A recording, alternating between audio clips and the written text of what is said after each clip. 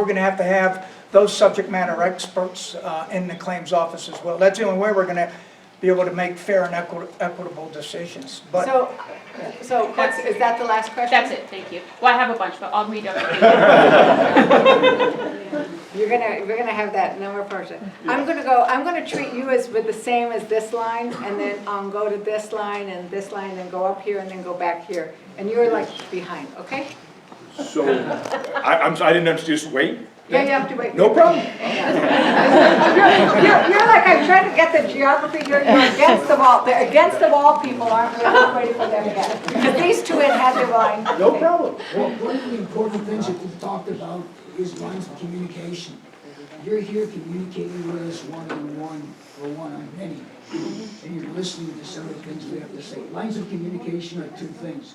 One of them is roadways, and the other one is the technology itself. Okay, roadways, water from the floods washed away the roads, so many of us can't even get to our places to mitigate the disaster that occurred from the mudslides. Point number one. Point number two, from that same instance, is that the insurance company, the Hartford, says that FEMA does not cover mold and mildew.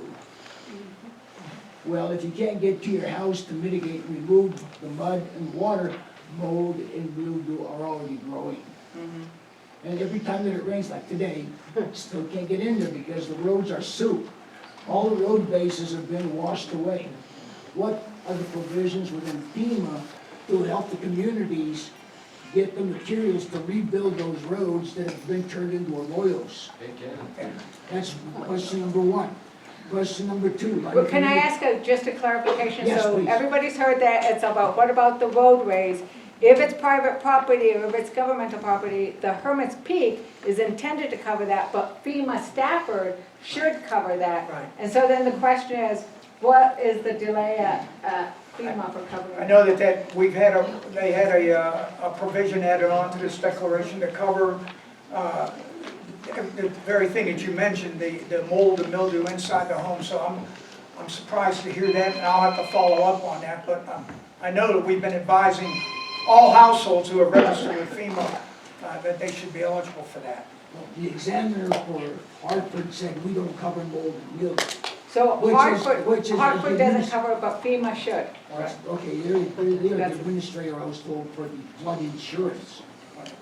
The other part is, I only had my policy in effect for 15 days before the floods hit. So I'm being told that FEMA has to approve each claim individually, one-on-one, instead of having a blanket coverage like the state of New Mexico does. The state of New Mexico waived the 30-day requirement, but Hartford says, no, FEMA has to approve that one by one. I've been waiting since August the 30th, and here we are almost October the 30th, and everybody's dragging their feet. It's like molasses moving in the middle of December. It doesn't flow. Okay. Speaking of flow, before I use the term pot, communication. We're asked to communicate with you, and they're trying to communicate with us. If the towers for communication do not exist, and Verizon is the bully over here in this area, if you have your communication with Verizon Communications, you're not communicating. You can't take phone calls, you can't make cold calls. You can't use a cell phone, you don't get email. So we have a failure in the communication. We're talking about the digital divide. The digital divide is here, present, and alive and well. Somebody needs to lean on the FCC, for the FCC to lean on FEMA, or for the FEMA to lean on the FCC, to lean on Verizon and say, you need to establish communication in the catastrophic area. I think you're absolutely right, we agree on that. So, can you take his name so you guys can follow up on the individual issues around the mold? Because I think that's something everybody is facing, and we need to get addressed and needs to get right because it is a health issue. If you have mold, that would be covered under what it takes to clean up mold is covered under the Hermit's Peak office bill, right, under my bill. But we want you to get that mitigated as soon as possible so that, because it's a health issue. So we want Fema and that to be working on. My name is Paul Adeguan. I have two comments. Number one, the people of Mora, I thank you from the bottom of my heart. I represent 800 people that live in Panday, New Mexico. We've made a concerted effort to become part of northern New Mexico as opposed to a rich little playground. You guys saved our houses. The people, the volunteers, the first responders, all you people were up there fighting for us. And we thank you from the bottom of my heart.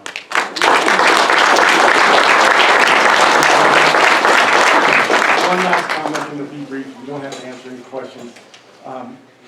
Teresa, Ledger, Fernandez, unbelievable what transpired over the last 4 months. Rookie representative, and together with Ben Ray, who's a good friend of mine from Milwaukee, New Mexico. You guys have done an incredible job at breakneck speed, and we look forward to working with you over the next few years. Thank you so much.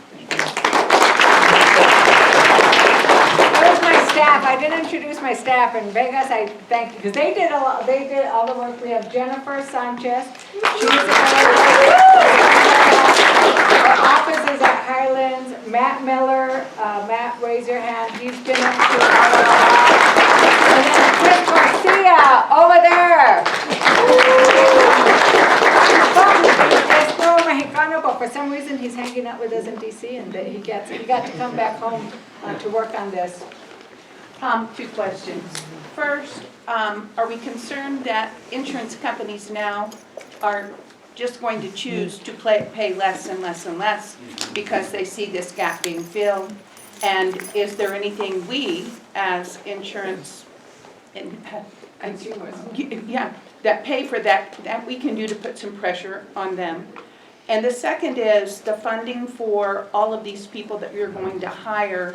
They're going to set up the structure for, and I'm very pleased to hear that structure, but does that money's come out of the 2.5, and or is there a separate allocation for that?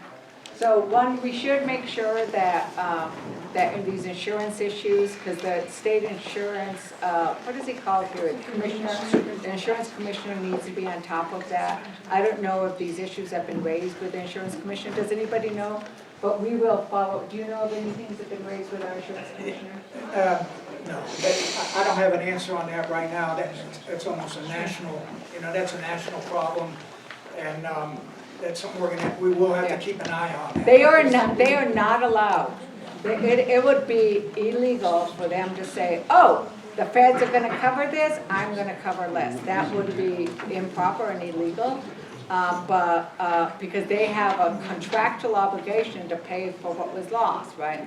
The thing is, the policies often exclude a lot of stuff.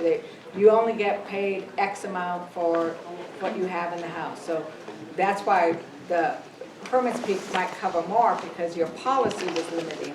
But they're not allowed to say, oh, I'm not going to cover these things for Hermit's. But they will limit based on what your policy is. And those are things, this is one of those things we should make sure that people have access to, those who know how to follow through on those insurance things. Anybody else on the second row? Anybody else on the second row? We'll go to the third row, and then we're going to go to that side, like I said. Third row, Senor.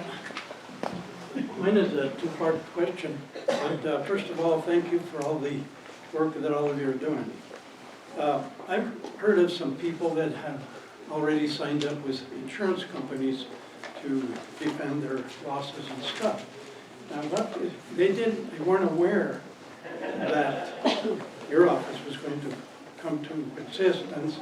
So what is going to happen to them? Can they get out of it or not? Or what position are they going to be in? The second part of the question is, I heard secondhand of a lady that had extreme losses in the county, and because she couldn't wait, she had already signed up with the insurance company.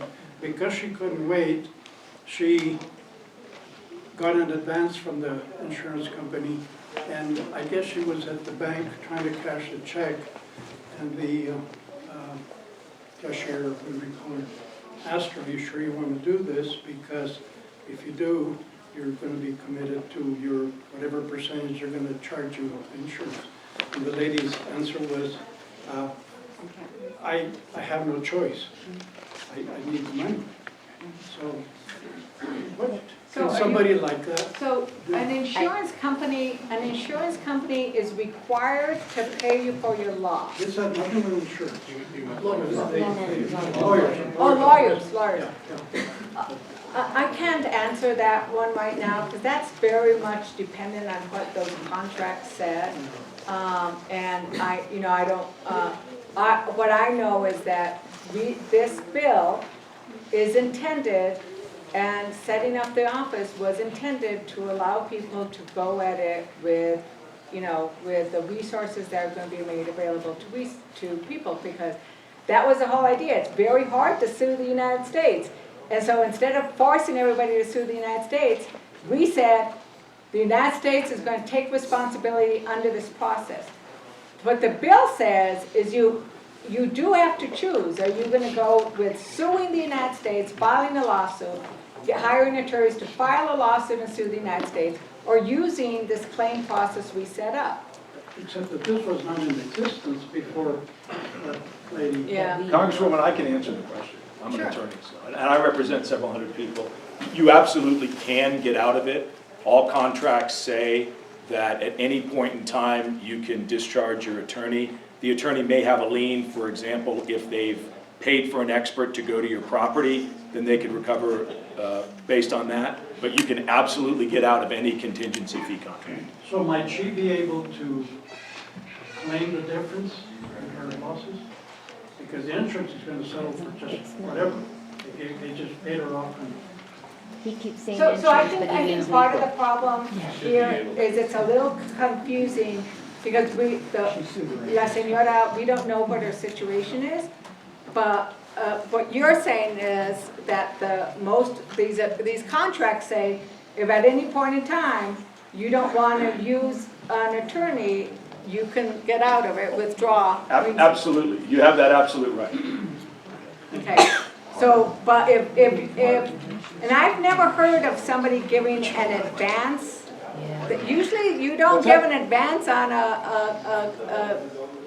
the issue that they got in advance, that sounds a little. There's a couple of things. One of the things, sometimes we do give advances if somebody's homeless. I mean, I'm not gonna have somebody be homeless, so I'll give them an advance. But I think what you may be talking about is there is litigation lenders that prey on people. They charge between 30 and 60% annually. I caution my clients not to use those, but some people do. That may be what you're referring to. Litigation. again, this was second-hand, but I Yeah. believe the story. Okay. Anybody else on the third row? Senor. I will yield to the next spokesperson, but please allow me the option that at the end of the meeting, I would like to address the members of the community of Mora. Could I please have that? At the end of the meeting, not right now. Everybody okay with that? Yes. So then I said I'd go 3 up, and then we go on this wall. So if you are applying for USDA funds through the restoration program through the FSA, and you do meet some of those qualifications, so how does that combine with this other program? I mean, do we still see I mean, how does that work Well, the apply act for is, you guys? the Fire Assistance Act will not duplicate any other benefits, there won't be any overlap. So they will want to know what you receive from FEMA or the USDA, Yeah. and then they'll factor that into whatever settlement would result from your claim. Okay. The USDA programs are designed to address the costs of specific practices or actions. So a common one might be rebuilding fences that were burned up as a result of the fire. That would pay for the cost of the fence. Right, so if we're applying for the same thing through FEMA, then you'll coordinate, somebody will get some funds from somewhere. Yeah, And then, and the USDA, and the thing about this is those USDA programs are funded and available now, right, and you want your fences rebuilt now, and so that's why, it's not just so that we can make the 2.5 go further, yeah. it's so that you can get the funding faster. So it would behoove you to get going right away with this, because eventually the 2.5 billion is going to run out, and probably sooner than 2 years application. Well, and that's my job, if I get reelected, I am fighting to make sure that we fully fund it, and that's why I wanted the Speaker of the House to hear those stories, so that when I go back to them, they said, Northern New Mexico is getting how much? It's like, it's not enough. Whatever number we get is not enough, and I'm gonna fight for that. But, in the meantime, there will be a priority so that individuals get paid first. So I'm sorry, government, but you're gonna be further down on the list. So there is gonna be a priority, but we're gonna keep working to get it. But you apply for the USDA, because that money is available now. Apply for the USDA, that money is available now. Okay, thank you. I had a question as well. Do we allow him to have a question?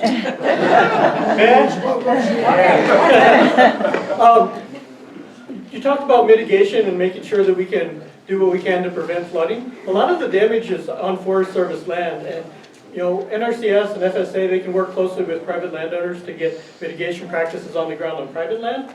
But who's pressuring Forest Service to do what they can on their land that was burned? So that Are we all pressuring the Forest Service to do that? They were supposed to have been working on that with the Bear Burn Area Emergency Response, so we are asking them to do that. I think part of the issue is it's how many square miles? 500 and something square miles of burnt land. I mean, that's the other thing. I have asked John Garcia of the Small Business Department here in New Mexico. So many people from Mora and San Miguel have the skills to do this work. They just don't know how to go after those federal contracts. So one of the things I've asked him to do is to actually hold a meeting to show people, and I know the commission has also done that, because we want our people doing the work and getting paid. And so that is a really important thing that we're gonna push. Okay, so we're going along here. Am I allowed a question? Yes, who are you? I don't know, who are you? I'm Alice, I'm a reporter at KUNM. Do we allow her to have a question? Thank you. It's By actually, popular vote, we supposed to get stand that. up, thank you. It was actually for a bit of amplification of what Representative Montoya was speaking to. You were talking about people who, FEMA trailers and so forth. Do you have any idea, any of you, of the scale of the issue at the moment? That's something that I'm trying to convey in my reporting. Do you have any idea how many people are out of their homes at the moment as a result of either fire or flooding? And you mentioned that there are FEMA trailers that I guess can't be used just yet. How many of those? How many households are eligible for temporary housing right now? Yeah, that's what I'm putting it. That number is actually very low, and right now it stands at 20 households. Now we had, and they're over, but we did have over 4,000 households apply for FEMA assistance. But every household that applies for FEMA assistance will not qualify for temporary housing. What happens after you apply for FEMA assistance, and many of you have already been through this, but there is an inspector that will come and inspect your property, inspect your home to assess the damage. Then we have to determine if the home is livable. Then even if it's not livable, we work with that household to see if they have been able to find their own temporary solution, whether that is living with extended family or friends. But if they have some type of safe and sanitary living arrangement, they would not qualify for FEMA temporary housing. And then there are other factors that come into play that the gentleman spoke to earlier, and that is just due to the geography here in northern New Mexico. It makes it very difficult for me to install what I have as mobile homes on some of these sites. And that's what we're working with USDA on, trying to find alternate methods for the utility hookups in order to ensure that temporary, whatever that temporary solution is safe and sanitary for that household. Sorry, the question still stands, I guess. How many people, are we talking dozens or hundreds of people that are still out of their homes as a result of fire or flood? I asked that question just before I asked my question of the county commissioner. She did not have the answer. She told me she would get it for me in the morning, because it is critical. We need to know how many people are in dire need now of housing. Whether or not they're couch surfing at a neighbor or relatives, and they have sanitary conditions that are checking the box, that does not bring them the dignity they deserve. Amen.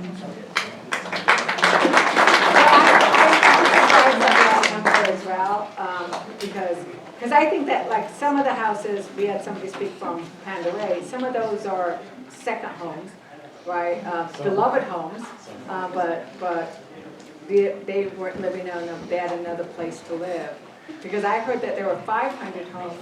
We were told, how many homes from San Miguel? I think it was 530. 530 homes. Now that didn't mean that each of those houses were occupied on a permanent basis. But this is key to find out like what is the need and is that need being met? And it is getting cold. And we need to get that need met. I'm going to go up. Matt, you're not allowed to ask a question. Again, thank you for being here. Thank you for advocating for us. One question I have is, these relief monies, say somebody gets a settlement of $250,000. Is that taxable income? Is that they're going to bite us at the other end? No, it is not taxable because you're paying for it. Coolers. Let's walk. Get up. If you want to go home, let's go. Just go out through there and go out through there. Congressman, there's a provision in the bill that explicitly states, as I you know, know. that's why I'm telling you. Right. So the bill says, so it wouldn't affect your income taxes, it also doesn't affect if you qualify for, any of the benefits that you would normally qualify for, like, SNAP or, Just squeeze yourself out. Medicaid or, lunches, it doesn't affect any of Oh, those. come on, I'm going up A there. second thing I wanted to say is that, I know a lot of my friends and neighbors have already hired lawyers, and to be honest, my family and I have been kind of poised to do that recently as well, especially prior to the passing of this bill, which takes away the impetus for establishing that the government was at fault. The government has stepped up and said, okay, this is our fault. But of this $2.5 billion that's out there, I really hate to see 20 to 25% of that go to attorney's fees, so I'm kind of holding back from that a little bit, they're like, oh yeah, you go with us, we're going to round up, we're going to get our experts, we're going to get you more money and more money for us.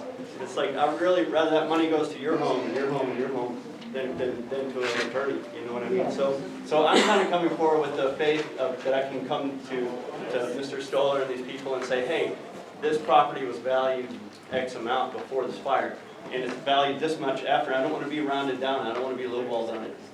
Yeah, I want everybody to be made whole for real. I don't want to be haggled down. These people don't want to be haggled down. Right. So that's kind of where I'm coming from. I'm kind of hesitant to sign with an attorney right now, just because I'd rather keep that money in the community. But if I'm unsatisfied, during that 60-day period, that's kind of why I was asking about that. Yeah, I'm going to hire an attorney, because I want us to get what was lost, what was the damages. Yeah, and you have 2 years, so people can make, I think the thing is, you don't have to be making decisions regarding this right away, unless you want to. I mean, some people feel more comfortable. I'm an attorney, right? I hung up my shingle because I got elected to Congress. And so people will do what they feel comfortable doing.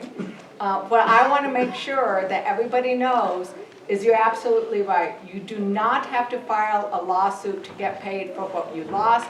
The Hermit's Peak Calf Canyon Fire Assistance Act does that, right? It does that.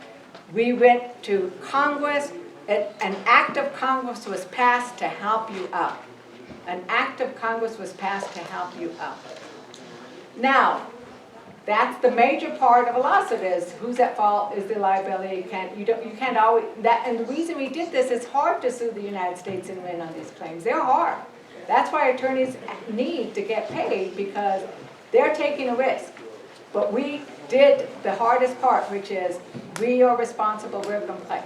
Now the second part of a lawsuit is how much should you get paid. And there is also a role that attorneys play there.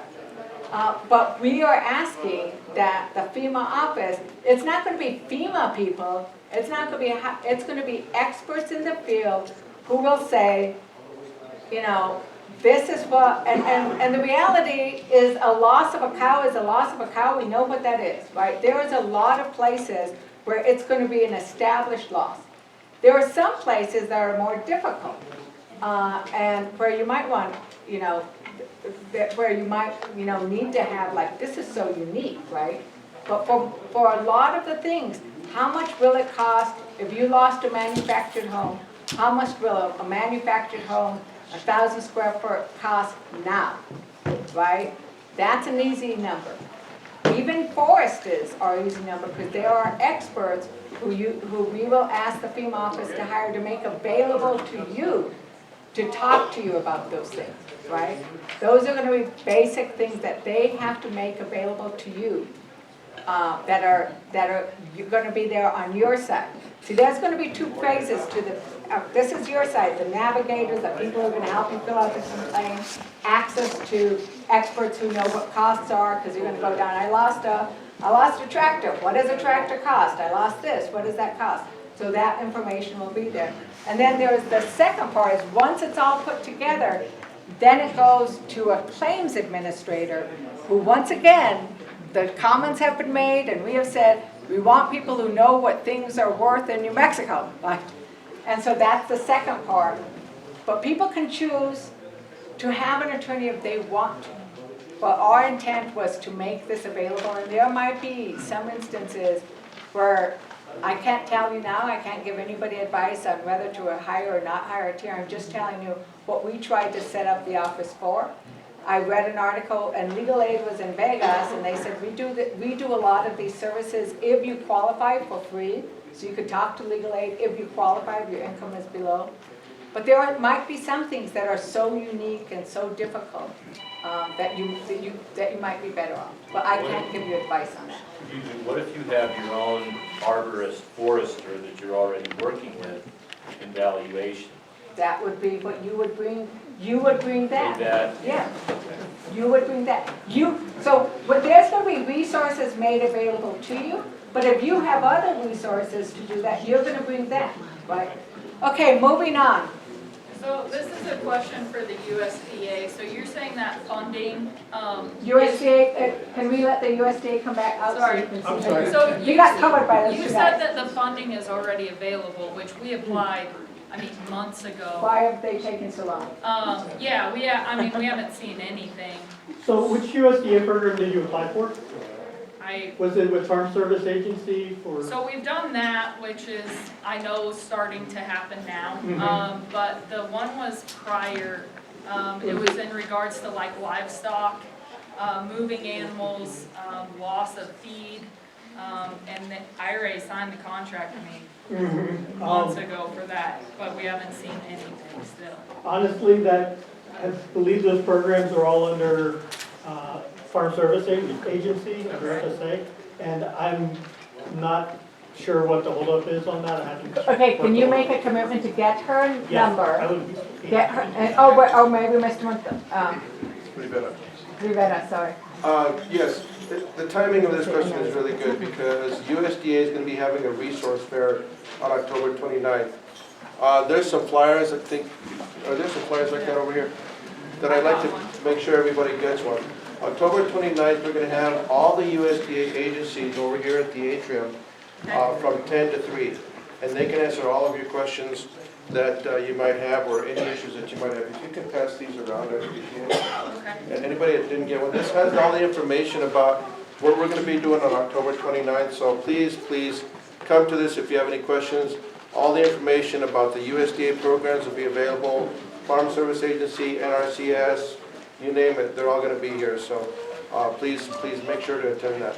And in the meantime, who is the best person, Mr. Rivera? See, I almost said Monterrey, I was wrong. Who is the best person to make sure you follow up directly? I'll follow up. You? Okay, thank you. Okay, going further on up. I have a question. Did I meet you out on are you the one right next to, are you the one who has the big machine to cut things down? That's not you, okay. Okay, We have a lot of questions, we're trying to go in order. Nobody else on this wall? So, as far as any mitigations done by the landowner prior, where do you go through to deal with those? So that you already paid for? Yeah, that's done by the landowner. Okay, save the receipts, you'll get paid for it. Good. And then as far as assessing the property, like how much was damaged and that, who do you go through for that? That- USDA or- No, if you're going for USDA programs now that you need, then USDA, so if you're gonna go for existing USDA programs now, then you go to USDA. Okay, anybody else on that wall? I need to do some fencing, my property for my cows. I don't have the money to get it done. I was told I had to fix it first and then get the money paid back to me. I can't get it done. I don't have the money. Do you wanna take that one on? Because isn't that something, especially now that it's 100%? Right. Well, no, that's good, it's a USDA program, that's, it's not something that would be covered under FEMA's IA program. Okay, so you've applied with FEMA? Yeah. Okay. I'd like to get your case number, and then we'll work with you individually on that, okay? Okay, so then I said that after I did that, then I'll come back and do 3 more rows here, and then we'll do this side, and then we'll go back up and do the top. So, anybody have questions? I know you keep raising your hand. Yeah, I was asking about the taxes also. Does that also apply to the FSA and the NRCS? Because those monies are generally taxable. This language applies to the money from HERMIT'S people. So if you do apply for FSA and NRCS funds, you're still required to pay taxes on that money. We should look up how they're together, but you might be, so that might be a consideration. That's really good. Did you get it? Did you get that one? Because then you might be better off. Yeah. So it's a time issue. Do you do that now, or do you, because this money won't be coming for a while. But the FSA one might be available now. And then I wonder if then, see, things are complicated, right? Then, do you then can you get reimbursed? Yeah, that's a complicated. Make that down about what happens if they have to pay taxes. That's something they could have done FSA. Could they get a tax reimbursement? That's going to require some talking with the IRS and other people about it. I don't have the answer. But some of that NRCS is remediation for water flooding now, isn't it? Remediation for water flooding now. FSA is for if you need help with feed and other things like that. Okay. Caller. On this line, Senora? I have a question, because my siblings and I all own property together. They live in different states, and it's really hard for me to get all of this information to my siblings. Is there a place that they can look stuff up? I mean, that's been a big issue in my family anyway, is trying to get my brother in Colorado, my sister and another brother in Wyoming, all this information, and it gets lost along the way. Is there any centralized place where they can find this information, all of this stuff? Okay, I'll be just